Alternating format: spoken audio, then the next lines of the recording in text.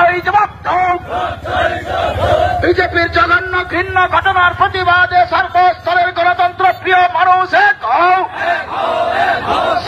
দেখুন, চণ্ডীপুরের ইড়াশাল শাখার সম্পাদক দিলীপ দাস, উনি কিছুদিন আগে এই সময়ে বিজেপি এবং শুভেন্দু অধিকারী যেভাবে ধর্মের নামে মানুষের মধ্যে বিভাজন করছে, মন্দির মসজিদের নামে বিভাজন করছে, উস্কানিমূলক বক্তব্য রেখেছে, সেরকম কিছু কথা উনি বলেছিলেন।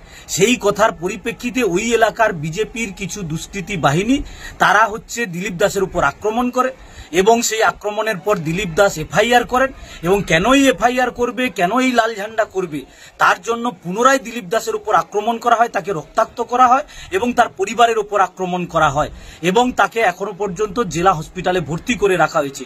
এই ঘটনার প্রতিবাদ জানিয়ে আমরা ওসিকে জানিয়েছিলাম, ওসি কোনো ব্যবস্থা গ্রহণ করেনি।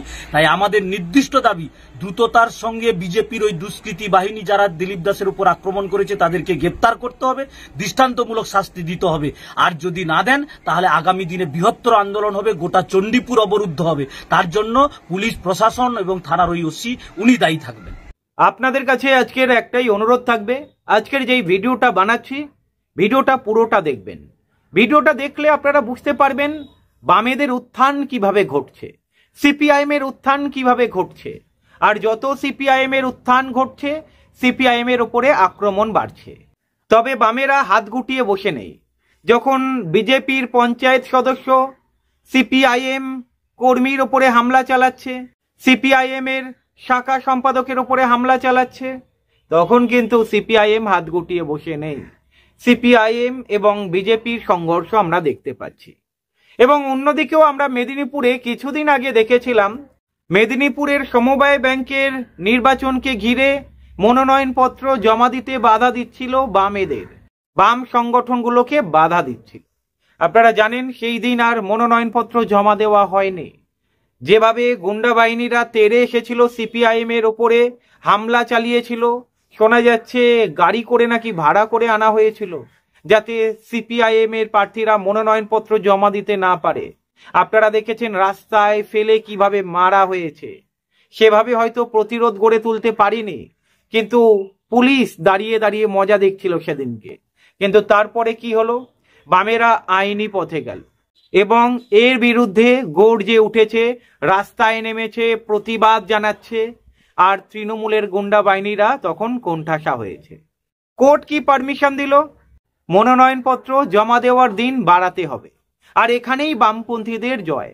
বামেরা বলতে গেলে জয় ছিনিয়ে আনলো। এবারে যে সমবায় সমিতির নির্বাচন হতে চলেছে, মেদিনীপুরে সমবায় সমিতি, ব্যাংকের সমবায় সমিতি, সেখানে দেখবেন তৃণমূল গো হারান হারবে। কারণ সাধারণ মানুষ দাঁড়িয়ে দাঁড়িয়ে দেখেছে কিভাবে তৃণমূলের গুন্ডা বাহিনীরা সিপিআইএম এর ওপরে হামলা চালিয়েছে, বামেদের ওপরে হামলা চালিয়েছে। আর যখন কোর্টে কেসটা গেছে এবং কোর্ট যখন পারমিশন দিয়েছে মনোনয়নপত্র জমা দেওয়ার দিন বাড়াতে হবে, এখানেই বামেদের জয়। আর অন্যদিকে পূর্ব মেদিনীপুরে চণ্ডীপুর 1 নম্বর ব্লকে সিপিআইএম এর শাখা সম্পাদক দিলীপ দাসের উপরে হামলা চালালো বিজেপির গুন্ডা বাহিনী। বিজেপির পঞ্চায়েত সদস্য এবং তার গুন্ডা বাহিনীরা পূর্ব মেদিনীপুরে ওই চণ্ডীপুর 1 নম্বর ব্লকে বাইক করে যাচ্ছিল, সিপিআইএম এর শাখা সম্পাদক তার উপরে হামলা চালায়। লাঠি, ইট, মানে যেভাবে পেরেছে মেরেছে। তার প্রতিবাদে রাস্তায় নেমেছে সিপিআইএম। তখন আর বিজেপিকে কিন্তু দেখা যাচ্ছে না। বিজেপি কোথায়? হাওয়া হয়ে গেল। মানে লুকিয়ে লুকিয়ে মেরে পালাচ্ছে, সামনাসামনি লড়াই করার ক্ষমতা নেই।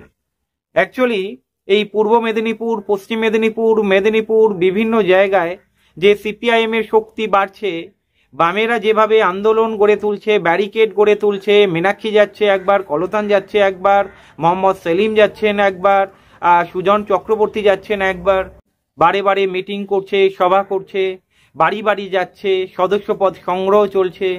অ্যাকচুয়ালি জ্বলে পড়ে উঠছে এই দুটো দল। যার ফলে দেখবেন এই পূর্ব মেদিনীপুরে কিভাবে সিপিআইএমকে আটকানোর চেষ্টা চলছে। একদিকে সিপিআইএম তৃণমূলের সংঘর্ষ দেখতে পাচ্ছি, অন্যদিকে সিপিআইএম বিজেপির সংঘর্ষ দেখতে পাচ্ছি। মানে সিপিআইএমকে দুটো অপশক্তির বিরুদ্ধে লড়তে হচ্ছে। এই পরিস্থিতিতে বাংলার মানুষ নিশ্চয়ই সব দেখতে পাচ্ছে কোন দল সৎ আর কোন দল সৎ নয়। অভিষেক ব্যানার্জির কি হবে সেটা তো আদালত ঠিক করবে। তবে বিজেপি যে তৃণমূলের মাথায় ছাতা ধরে রয়েছে সেটা আমরা জলের মতো দেখতে পাচ্ছি, আশা করব আপনারাও দেখতে পাচ্ছেন। শুধু মেদিনীপুর নয়, আমরা বীরভূম, বাঁকুড়া, বিষ্ণুপুর, পুরুলিয়া, দক্ষিণ 24 পরগনায় বিভিন্ন দিকে একই জিনিস দেখতে পাচ্ছি। কোথাও সিপিআইএম এর সঙ্গে বিজেপির সংঘর্ষ, কোথাও সিপিআইএম এর সঙ্গে তৃণমূলের সংঘর্ষ। বাংলার মানুষ কি দেখছে না? যে দলটা গরিবের জন্য লড়ছে, বিভিন্ন জায়গায় মানুষের দাবি দাবা নিয়ে আন্দোলন করছে, ডেপুটেশন জমা দিচ্ছে, সেই দলটা যাতে রাস্তায় বেরোতে না পারে, মাথা তুলে দাঁড়াতে না পারে, তার জন্যে দেখেছেন কোথায় নেমে এসেছে এই দুটো দল। আমরা শুধু মেদিনীপুরে দেখছি এমন নয়, নদিয়াতেও একই জিনিস, উত্তর 24 পরগনাতেও একই জিনিস। কোথাও তৃণমূল আটকাচ্ছে সিপিআইএম কে, কোথাও বিজেপি আটকাচ্ছে সিপিআইএম কে। এবারে প্রশ্ন আপনাদের কাছে, এই যে বিজেপি তৃণমূল যে সিপিআইএম কে আটকানোর চেষ্টা করছে, কেন, কি কারণে আটকানোর চেষ্টা করছে? কারণ তো নিশ্চয়ই আপনারা বুঝতে পাচ্ছেন। কারণ একটাই, লাল ঝান্ডার ঝড় বাড়ছে। 2026-এ বিজেপি ভালো মতোই জেনে গিয়েছে এবারে আর 77টা আসন পাবে না। সরকার গঠন তো দূরের কথা, যে আসনটা গতবারে পেয়েছিল এবারে তার থেকেও বহুগুণ কমে যেতে পারে। দেখুন না, 30টার কাছাকাছি চলে আসতে পারে, সেটাও পাবে কিনা সন্দেহ রয়েছে। আর হয়তো তৃণমূল ভাবছে এবারে আমরা ছক্কা মেরে দেবো, এবারেও সরকার গঠন করব, অতটা সোজা হবে না। দেখুন, আবার বলবো, বাম শক্তি যেভাবে বাড়ছে, বাম ঝড় যেভাবে বাড়ছে, পুরুলিয়া, বাঁকুড়া, বিষ্ণুপুর, উত্তর 24 পরগনা, দক্ষিণ 24 পরগনা, উত্তর দিনাজপুর, মুর্শিদাবাদ, মেদিনীপুর, হুগলি, মানুষের বিভিন্ন দাবি দাবা নিয়ে কৃষকদের এক জায়গায় আনছে। এই যে ব্রিগেড রয়েছে এপ্রিল মাসে, এই ব্রিগেড আপনারা দেখবেন ঐতিহাসিক ব্রিগেড হতে চলেছে। এবং অলরেডি বামেরা 2026-এর প্রচার বোধহয় ভেতরে ভেতরে শুরুও করে দিয়েছে। যেভাবে বিভিন্ন জায়গায় আমরা দেখতে পাচ্ছি, বামেদেরই দেখতে পাচ্ছি রাস্তায় মানুষের দাবি দাবা নিয়ে, মূল্য বৃদ্ধি থেকে শুরু করে আবাস যোজনায় দুর্নীতি, এমন কোনো ইস্যু নেই যে বামেরা রাস্তায় নামিনি। ভুয়ো ভোটার্স তালিকা বেরোচ্ছে, সেই বিষয়ে প্রতিবাদ করছে।